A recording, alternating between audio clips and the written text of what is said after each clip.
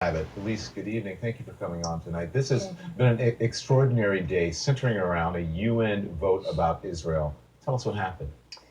Well, basically, Don, the U.S. has been planning to vote on this UN resolution, UN Security Council resolution, condemning Israeli settlement activity, calling it illegal. Usually, the U.S. for years has kind of protected Israel with its veto power at the UN Security Council, but we understand that President Obama was prepared to let that resolution pass either by abstaining or voting in favor of it. The Israelis have been watching what's been happening for weeks. They've been warning the Obama administration not to do that, imploring them really, and said, listen, if you don't stop this resolution, if you plan on letting it go ahead, we're going to have no choice but to reach out to President-elect Trump.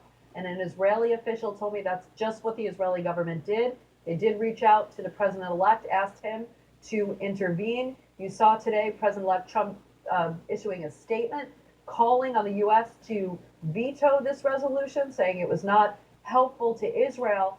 And we do understand that there was a call between President-elect Trump and Egyptian President Fattah el-Sisi, who offered the resolution in the first place.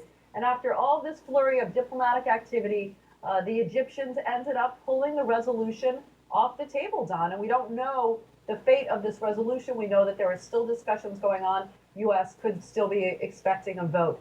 But the intervention from Donald Trump did seem to succeed. How is all of this playing in the White House, Elise? Well, they're being very careful about what they say. I mean, clearly, you know, President-elect Trump has been speaking out about foreign policy issues.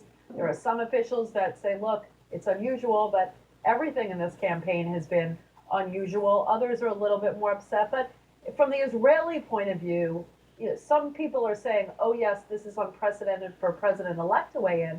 From the Israelis' point of view, they think that by allowing this resolution to pass, the Obama administration was actually tying President-elect Trump's hands for when he comes in to the White House. He has said that he does want to negotiate what he called the ultimate deal between Israelis and Palestinians, and a UN resolution, you know, basically declaring this settlements illegal and kind of putting the thumb on the scale of one of the most sensitive issues about peace negotiations could have affected Donald Trump's leverage with the Israelis or the Palestinians. So they were really grateful for his interference. So let's just for clarification. So what is next? Will there be a vote on the resolution, Elise? And how will the U.S. cast its vote?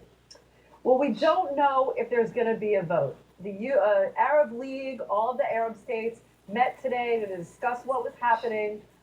The suspicion is that perhaps they could introduce a text that could be maybe a little less strong, or it could just, you know, fall apart altogether. I suspect that that's probably what will happen.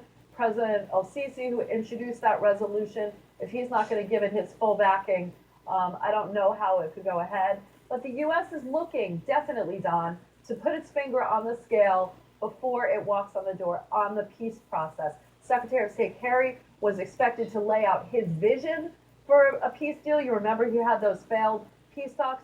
This administration wanted to say its piece, if you will. Some of it was a parting shot to Prime Minister Netanyahu, who President Obama didn't have a good relationship. And part of it was because this administration was vehemently opposed to settlement. So I don't necessarily know if they're going to have that opportunity, because clearly the Israelis are looking forward to the next administration where they feel Donald Trump will be much more receptive to their concerns. Elise Labba, thank you very much. I appreciate it. Merry Christmas to you.